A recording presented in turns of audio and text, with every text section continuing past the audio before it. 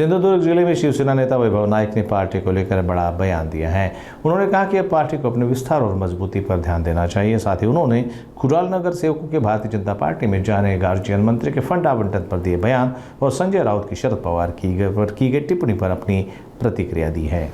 कुडाळचे नगरसेवक हे शिवसेनेचे सामान्य कुटुंबातले नगरसेवक शिवसेने निवडून देण्याचं आणि तिथल्या कुडाळच्या जनतेने निवडून देण्याचं काम केलं होतं, परंतु सत्ताधारी पक्षाकडनं लाखो रुपयाची आमिष या नगरसेवकांना देण्यात आली आणि ती पूर्णपणे करण्यात आली।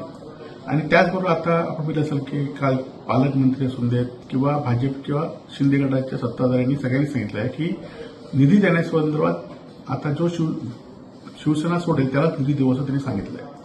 खरं तर निधी देऊन तुम्ही आमच्या लोकप्रतिनिधींना तुम्ही फोडू शकाल, परंतु सामान्य लोकांना, सामान्य शिवसैनिकांना तुम्ही फोडू शकत नाही। निश्चितपणे जिथे नगरसेवक गेले ते फक्त आणि फक्त स्वतःच्या स्वार्थासाठी आमिषाने गेलेले आहेत। कुठल्याही या ठिकाणी राजकीय तडजोडीसाठी गेले नाही, तर आपल्या स्वतःच्या आर्थिक फायद्यासाठी गेलेले आहेत। हे आम्ही यापुढच्या काळामध्ये पुराव्यानिशी दाखवून देऊ। त्यांचं रेकॉर्डिंग सगळं आमच्याकडे आहे। कोणी पैसे दिले, किती पैसे दिले, सगळं रेकॉर्डिंग आहे, ते आम्ही योग्य वेळी आणून देऊ।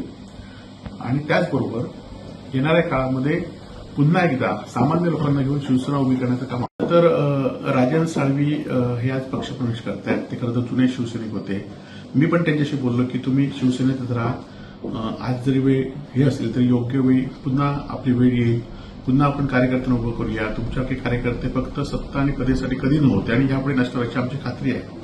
परंतु त्यांनी सांगितलं की पक्षातल्या लोकांचाच माझ्यावर विश्वास नाही, मी विधान परिषदेला मतदानच केलं नाही असं पक्षातल्या काही लोकांचं म्हणणं आहे आणि त्यांच्या भूमिका वरिष्ठांनी ऐकल्या आहेत। त्याबाबत काय निर्णय झाला याची मला माहिती नाही, परंतु राजन साळवी पक्षामध्ये राहिले पाहिजे होते।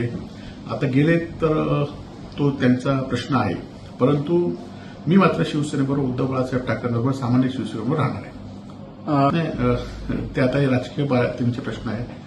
शेवटी त्यांच्या पक्षाची भूमिका ते ठरवू शकतात आणि त्यामुळे त्याच्याबद्दल मला काय बोलायचं नाही। सुद्धा तुमचे वडील 20 वर्षापूर्वी पालकमंत्री होते आणि त्यावेळी त्यांनी असंच विरोधकांना संपवण्याचं काम केलं। अनेक जिल्हा परिषद नगरसेवक फोडले, निधी द्यायचा नाही म्हणून दीपक केसरकरांना डीपीडीसीच्या मिटिंगच्या बाहेर घालण्यात आलं, परंतु ही उन्मतगिरी जास्त काळ सिंधुदुर्ग जिल्ह्यात टिकत नाही वस्तुस्थिती आहे आणि त्यामुळे किती तुम्ही उन्मतगिरी केला तरी जिल्ह्यातील जनता जास्त काही टिकू देणार नाही अशी आमची खात्री आहे।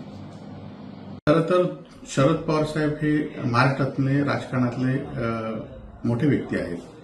ते 60-70 वर्ष राजकारणामध्ये आहेत आणि 2019 मध्ये ज्यावेळी महाविकास आघाडी सत्ता स्थापन केली त्याच्या आधी सुद्धा पवारसाहेब 4 वेळा या राज्याचे मुख्यमंत्री झाले होते आणि त्यामुळे त्यांची पार्श्वभूमी कशी आहे राजकीय मुत्सद्देगिरीमध्ये हे आपल्याला माहिती होतं आणि त्यामुळे 2019 मध्ये युती करताना महाविकास आघाडी करताना या सगळ्या गोष्टीचा विचार केला पाहिजे होता।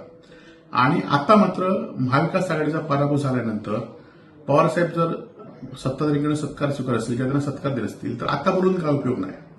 तर हे 2019 मध्ये ह्या सगळ्या गोष्टीचा विचार केला पाहिजे होता आणि मग हा निर्णय घेतला पाहिजे होता महाविकास आघाडीचा। आणि आता मात्र 2024 मध्ये आता बोलून त्याचा 2025 मध्ये आता बोलून त्याचा काही फायदा होणार नाही।